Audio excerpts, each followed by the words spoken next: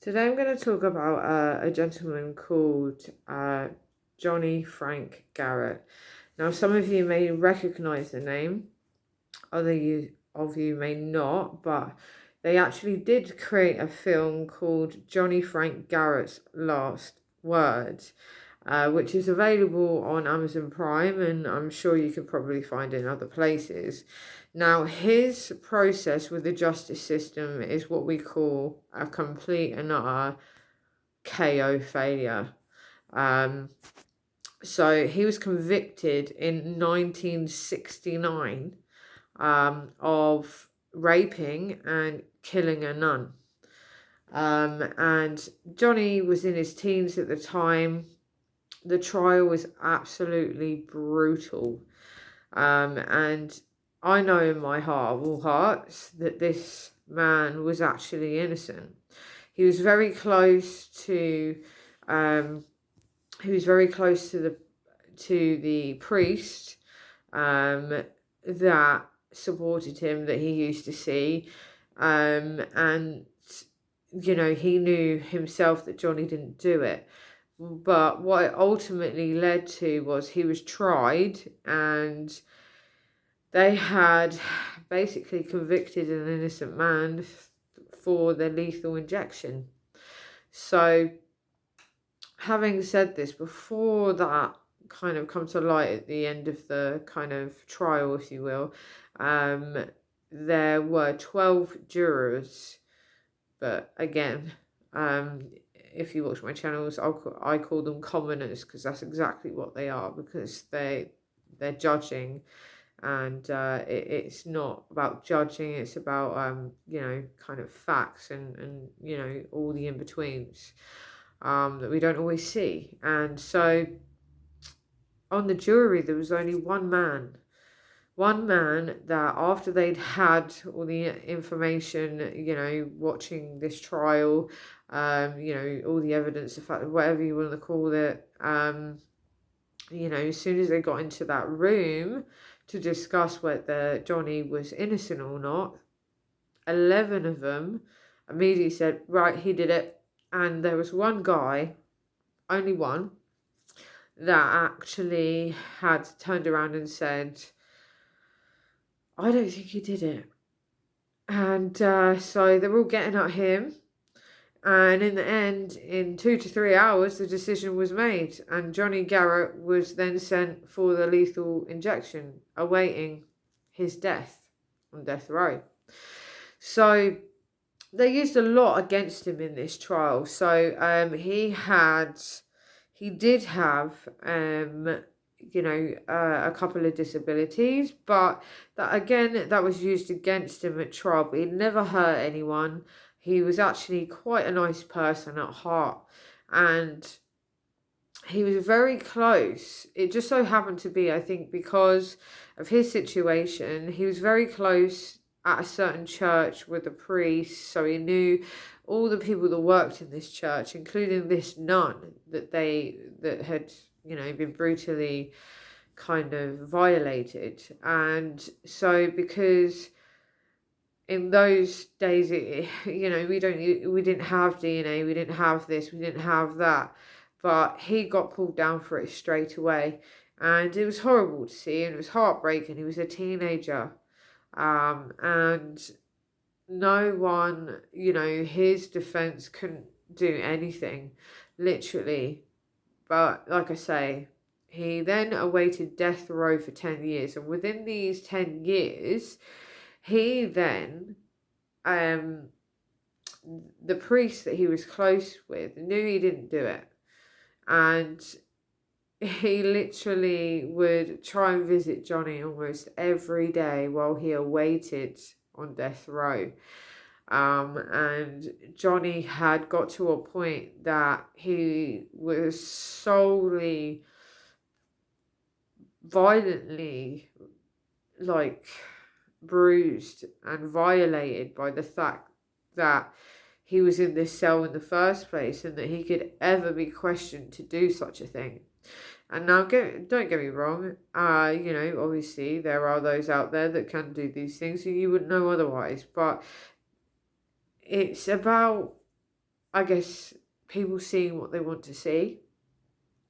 So in Johnny's case, this priest would come to him almost daily and try to engage with him. And because of the way Johnny felt, he felt let down and all of it, as you can possibly imagine.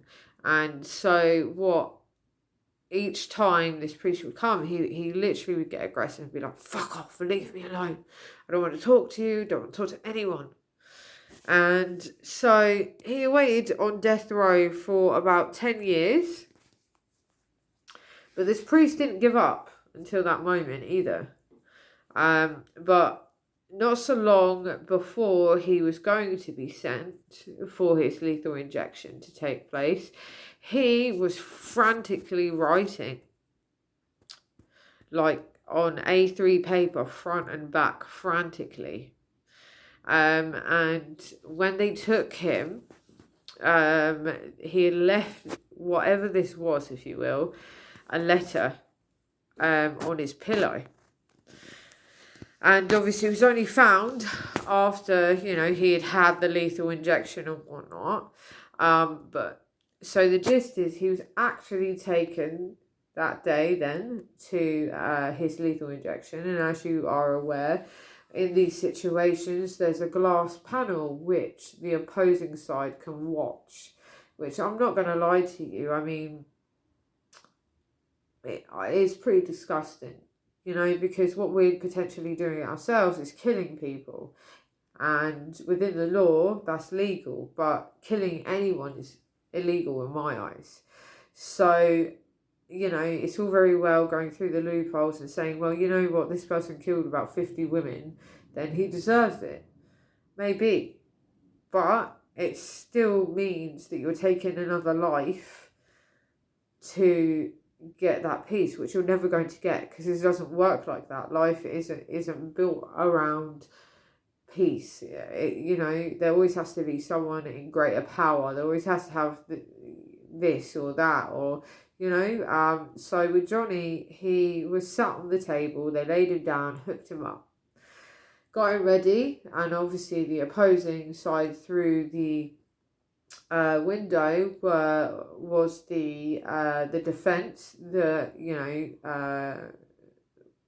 pretty much argued that he was a retard, is what he was called, and he was behind that glass and he was smiling, which I found very disgusting.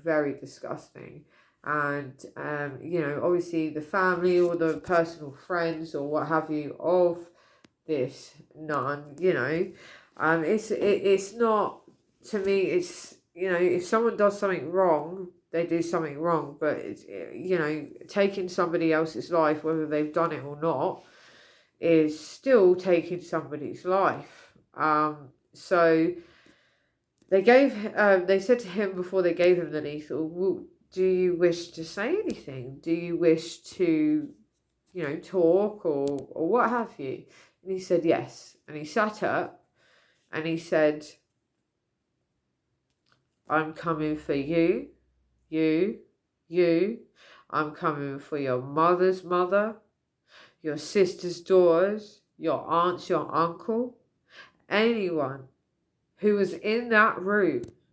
And he said, anyone who was in that room, I'm coming for you.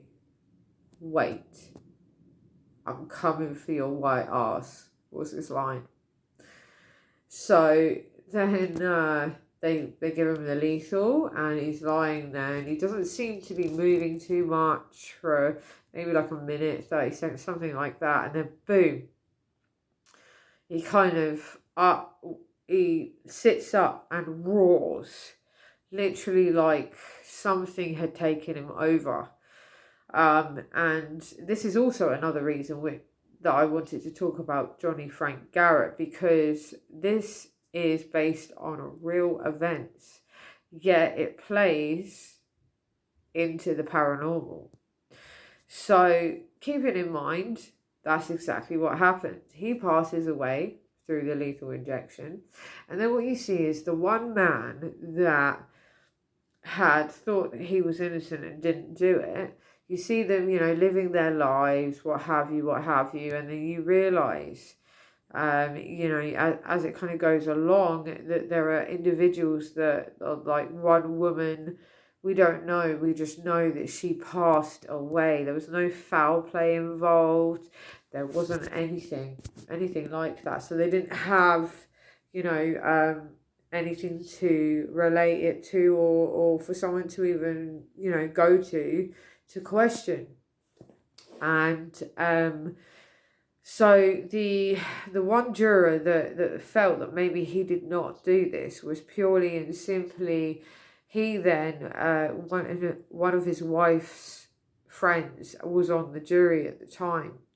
And you kind of see this scene where you think, oh, she's had a bit too much to drink, but then she starts saying, Johnny, that I'm seeing him in my dreams, they're nightmares, he's coming for me. And obviously his missus didn't really understand this, so she just thought she'd had too much to drink. And she literally, was deteriorating, and she ended up passing away not so long thereafter. And so there were weird things that started to occur after Johnny Garrett's lethal. And so this man was, like I say, deceased now through the lethal injection. But weird things started to happen. So this one man that, thought he didn't do it in the first place, he had a son. And his son started to have night terrors or nightmares of a man. And he didn't know who he was. He didn't know what it, and they try and console their child, but it gets a little bit out of hand, to be quite fair. So what then takes place is that a lady knocks on the father's door one day. And these night terrors, by the way, with his child are getting worse. But what happens is, knocks on the door, he opens it. He knows her, she knows him. She was another one of the jurors, or one of the people that were in the courtroom at the time that Johnny was convicted. So what then happened was pretty much fucked. She said, look, this is going to sound very weird, but she said, this is what's going on. This person has been killed and is dead. This person that was in the courtroom that was on Johnny Garrett's case was found dead. And another one. And she said, look, I'm just here to knock on your door and let you know we don't know what the hell's going on, but as far as we can see, something is going on, because we're all interlinked with Johnny Frank Garrett's case. So he then started to realise anyway, that was just an add-on to him, pure and simply because he had, his son having nightmares, and he's asking him, son, what is it you're seeing? And he describes the man, and he knew it was Johnny in his child's nightmares. And his child's kind of mental health and physical health start to get worse. And he realises what is going on. But like I say to you, his actual wife, she didn't really understand the severity. She didn't think too much of it. But obviously, if you can imagine, a lot of people out there would be like, well, you're just being paranoid. Well, no. Because it continued for a long time. And he realised what he needed to do is get Johnny Garrett's name cleared. So he took it upon himself, whilst others were dying, might I add. So the bodies were gradually piling up. And so he took it upon himself, because, like I say, his son got worse. And he went to the defence that played against Johnny in court. And he literally pulled out a tape recorder, and he put it in front of him, and because this guy's sitting there all nice, all cushy in his little office, rich, in a nice suit, all of that. He said, look, you convicted an innocent man. And he went, And he went, and you need to admit you convicted an innocent man. And he said, why do I? I didn't do anything. Yeah, you did. You did. Johnny Garrett was innocent and you knew it. And he went, no, no, I'm not going to do anything for you. I'm not going to admit this to you, especially not on tape. And he goes, how could you do this to someone when you knew the whole time that he was not the one that did this? And now because of you, other things are happening to my child, to people that were involved in the case. And he goes, what is it going to take then to shut you up? What, 50 grand? He said, no, I want you to say I convicted an innocent man on this tape recorder. He said, no. So he had no luck with this guy. Bearing in mind, this man here, he didn't realise at the time that his son was actually getting worse. And so the mother, his wife, he did try and converse with her, but like I say, she did not understand it. So she thought that maybe he lost his mind or, but at the same time, he knew that what his son was experiencing was Johnny Garrett. Because then he got to the point where he's sleepwalking and doing very strange things. And like I say, his son started to deteriorate rapidly, like not just the night terrors, all of that, but physically. There was something that wasn't right with his health. So he knew he was only on a specific time frame to do this, to clear Johnny Garrett's name. So what he did then was find out who the actual convicted murderer was. But ironically, this man was already in prison. So he had tracked him down, found out who he was, only to be faced with this man behind bars, glass in between them, of course. And he said, look, I need to talk to you. You raped and killed that nun. And you need to admit it. And he went, no, I don't. I said, I don't. He said, I don't know what you're talking about. He said, yes, you do know what I'm talking about. And again, he pulled out the tape recorder and said, you know what I'm talking about. You did this. And at this time, his son now, and he didn't know because he was too busy trying to stop others from being killed, let alone his son as well at the same time. So more people, the bodies are accumulating, and no one could say why. They're all weird things, Again, each case was there was no foul play involved. There was nothing to indicate that any of these individuals were hurt by a corporeal form. So when he speaks to this man, and he realises, no, he's not going to do it. But we don't actually find out as well why this man is already in prison. And you'd think if this man was already in prison, then actually he might just turn around and say, well, yeah, I did, because he's already in prison. He's got to have been in prison the way he was in the maximum facility for a reason. So this man wouldn't do it. So he said, he looked at him in the eye and he said, you're having the nightmares, aren't you? You're having nightmares about Johnny. And he stopped. And he looked at him and he went, no, I'm not. And he goes, yes, you are. He goes, are you sleeping? And again, he went silent and he knew in his face, he knew. He goes, well, let me tell you something then. Johnny's coming for you. And unless you make a change here, you'll be dead by sunrise. Simple. And he still didn't admit it.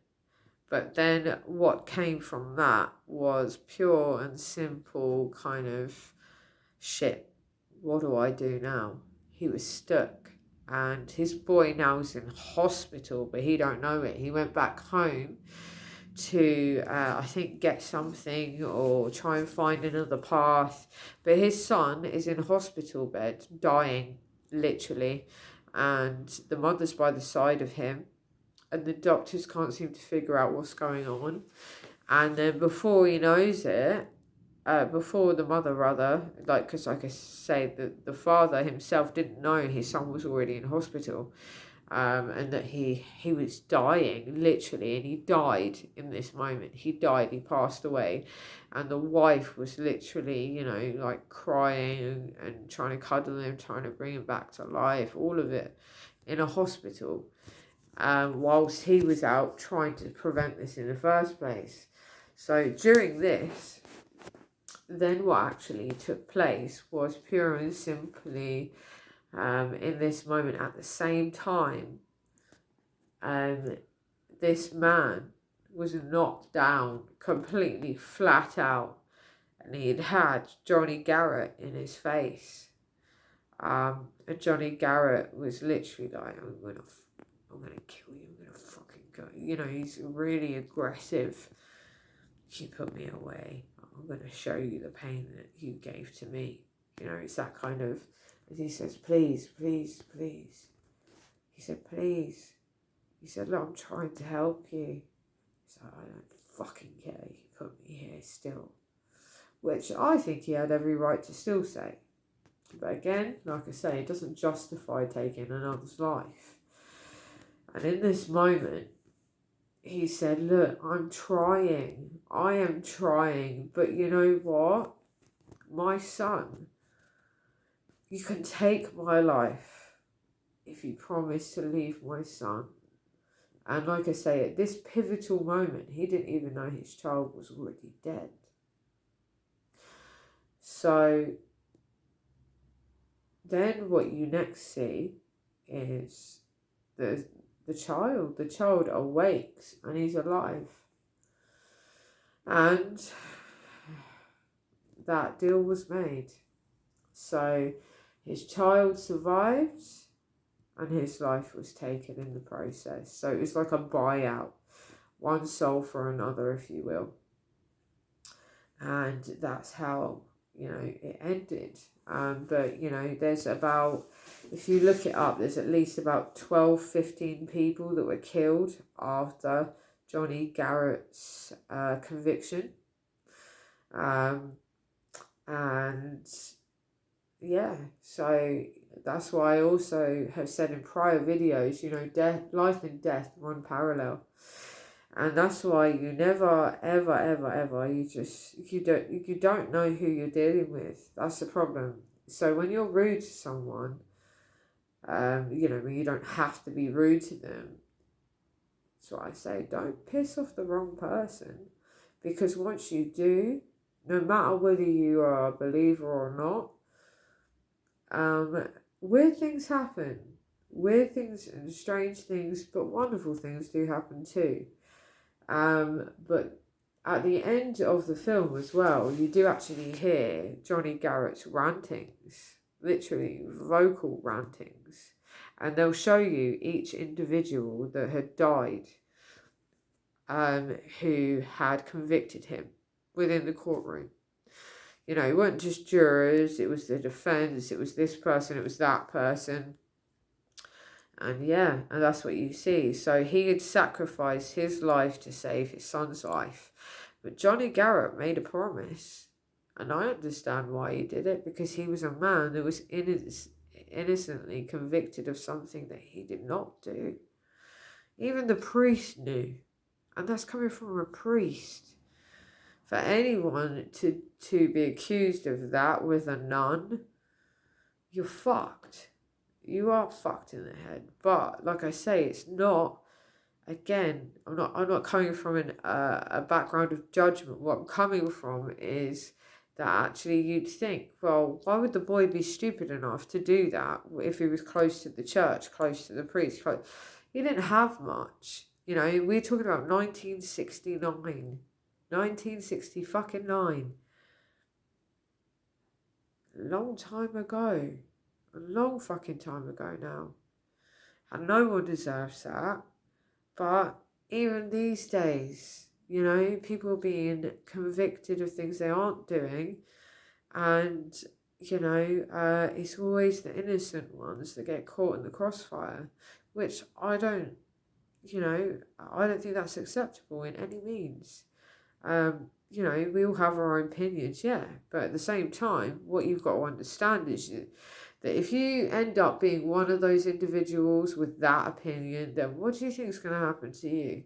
Apparently, they say karma's a bitch. I'm still waiting for my karma to happen, but again, that's why I say to you, this is a non-judgmental channel. In the respect of, you know, people that are innocent that are put away. And, you know, I know that sometimes it's hard to believe, but actually, you know what? It's about you trying to understand whether you believe or not, because then it gives you maybe a different outlook on kind of how to deal with it or handle it, or, you know, kind of maintain it, whatever the situation might be at the time. So with this, I'd heed my warning, like I said. So be careful who you piss off. You know, even in this millennia, you know, if you don't believe in the other side, paranormal, spirituality, whatever you want to call it, that's fine. But it still means that one day you could still piss off the wrong person.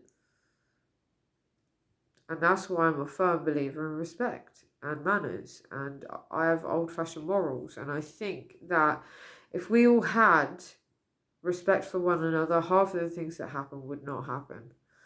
You know, but this is called, the film is called Johnny Garrett's Last Word, and it's a true story, and the poor man suffered for it. So, and but yeah. Take a good look at his case. Take a good look at the person. He looks a bit like Manson, actually, a young version of Manson. He had that same kind of style hair and stuff. But yeah, neither here nor there, either way you look at it, pretty much. But yeah, so if you have any questions, just hit me up. Or if you want to chat about, you know, further information, then that's fine too. But yeah, hopefully you've got what you needed from this video to kind of make your own decision, as I'm just relaying the facts and what came from his demise, if you will. So